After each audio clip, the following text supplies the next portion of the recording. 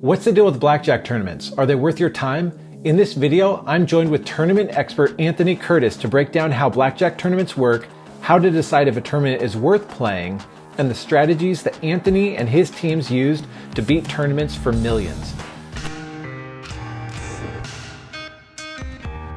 I'm Colin from Blackjack Apprenticeship, and while I have played on and run teams responsible for beating casinos for millions at blackjack, I am not an expert in blackjack tournaments. However, I was able to sit down with someone who is an expert in blackjack tournaments, Anthony Curtis. He's played on multiple teams, including one founded by blackjack legend Stanford Wong. Those teams traveled around the globe beating tournaments for millions of dollars with a very well executed playing strategy.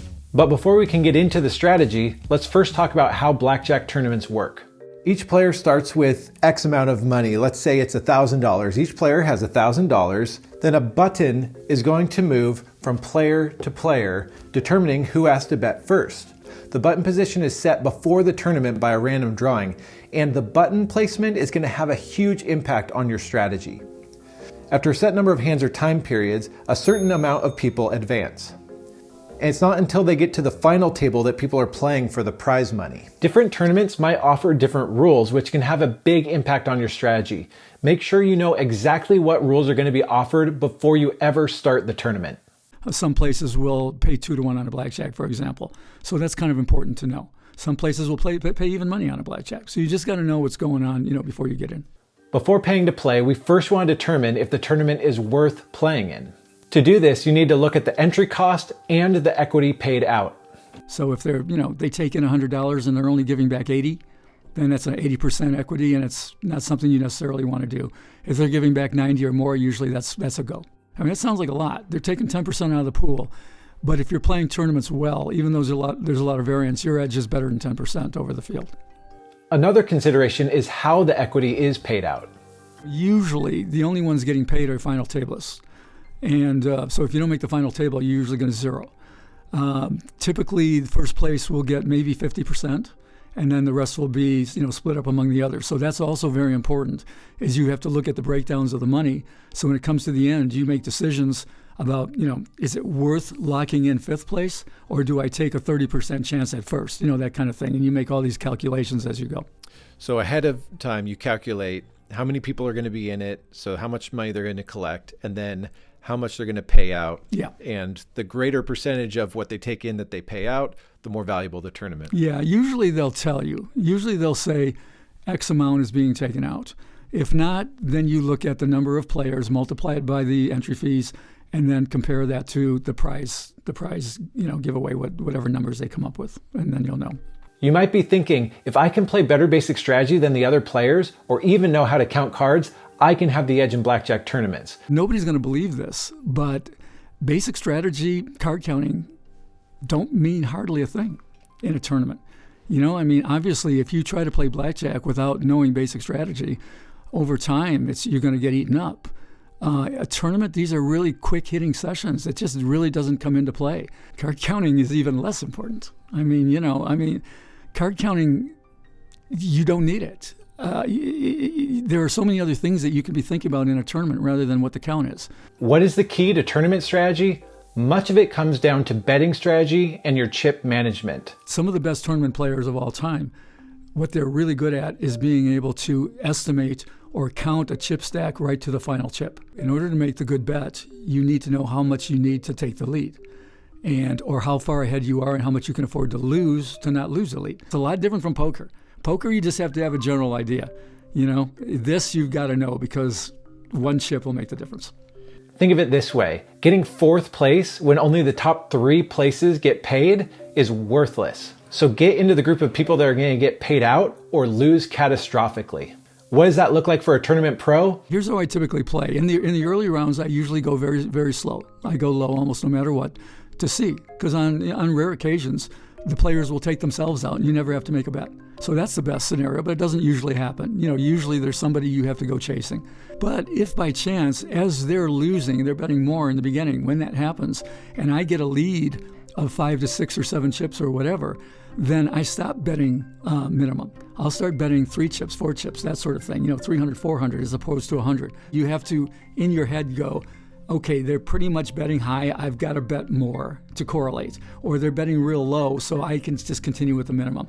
And you just kind of got to kind of play it by feel, sort of. If you're ahead, you correlate. If you're behind, you opposition. And so I was playing in the Bahamas. And I was playing on a table with, it became obvious right from the start, almost everyone was counting. Every time the count would go up, everybody bet big on the table, except me. I bet low. And I would, this was opposition. I want them all to lose. Well, they were winning and winning and winning. And I was like so far behind, it was absurd. And I started just, rooting for the count to go down so that they would stop betting big. And sure enough, it reversed. We went to another shoe and the count went negative. And they started betting small. And I was the only one betting big. And I caught up and I caught up and I caught up. And I got to the point where I would be able to tell before, even if they were betting after me, what they were going to bet just by the count. So counting there benefited me is the only time. And it was funny because when it was all done, I ended up advancing by 1 chip off that table. And one of the guys counting at the table came up and he said, "Man, you really played great, but why did you bet so much into those negative counts?" It was my only way I could win is by oppositioning these guys. And the count was terribly negative, and I'm betting max bets. And this is one of the hardest things to do. You're getting near the end. You're behind. You want to bet a lot to get ahead. Everyone bets ahead a lot in front of you. You can't do it. Yeah. You got to bet minimum. And you sit there thinking, if they win, I'm finished. I'm cooked. And you've got to make that opposition bet and hope that the dealer makes the big hand. That's your only chance, because otherwise they go up, you'll never catch them. But if you're ahead, then you can try to bet with them so that you maintain that lead. You win together, you lose together, but you're already ahead. That sounds easy enough, but remember, the button moves. So other players are going to be doing the same thing as you. That means that you need to be planning ahead for when you can make your moves. Imagine you get to the last hand and you're so far behind that you can't even catch the chip leader. Instead, a tournament pro is going to be planning ahead. If you're going to be on the button for the last hand of the round, then you want to get a chip lead before that hand. Almost as important as the last hand is the second to last hand, because especially if you have bad position, you want to be in a leader position or an advancing position. Some people might remember when the Ultimate Blackjack Tour was on TV, but David Matthews won the final that they held in Hollywood. And Matthews was doing, at the end, he was doing it wrong. And he was working for me at the time, for me, and we were friends. And I said, "David, when you're making a move to get to the lead at the end, you keep having your bankroll. You keep splitting your bankroll into 2." And I go, it's suboptimal, because if you win it, you only win half as much as you could have won on the all-in, which would have put you in a much more commanding position. If you lose it, you've just chopped yourself in half. And now it's going to be triple as hard to come back. And I said, "David, you've got to not have your bankroll, and you've got to shove it all at once. The all-in is much better than half and half." Okay, he did it. He took it to heart. I'm going to bet it all. Here we go. I didn't even make the final thing in Hollywood. David made it through by playing like this, got there, and every time he went in, all in, he won every time 11 times. And that's why we won the whole thing. Yeah, so how good is it if he gets 7th place? So it's either, if you're going to bet half your bankroll, bet all your bankroll. Most of the time. Sometimes it doesn't work like that, and sometimes you can't. If you're going to be betting last on the last round, then you need to calculate how much you need to bet to gain or keep a lead. All of this makes the last couple of rounds of ultimate importance. If you're chasing to gain a lead, it's time to go big or go home. When it gets to the last hand of the final table, the strategies can get even crazier, like doubling a stiff if it's the only way to get ahead of the chip leader. I'm playing on a table where I'm behind 2 players in 2 advance. We all bet the same amount, 17, 18, 18. They're not going to hit. If I win or lose with them, I'm out. Yeah. I'm committing suicide if I stand with the 18. I'm committing suicide. So I hit the 18. I busted, but it was the only shot I had. Yeah, there's no point getting 3rd place. Right, I'm out. Take your shot. 3rd is as good as last. So you have to, when you're playing, you have to think outside of the box like that. Or if you're ahead, there are some tricks you can use to try to lock in a win against your opponent, like the surrender trap. Let's say you have $11,000 in chips and your opponent has 10,000. You're on the button, so you have to bet first. If you bet small, they'll bet big, and if you win the hand, you lose. If you bet big, they'll bet small. If you lose the hand, you lose. So you'll bet $1,500. The other player wants to bet small in this situation. If they could just bet a $100 minimum bet and you lose, they're guaranteed to win. But you're not going to let them. Instead, regardless of what you have, you surrender your hand, locking in a $750 loss. But that means that no matter what the other player does, if they win the hand, even if they double down, they can't catch you. So what about an absolute novice that just wants to know, hey, how do I think about tournament play?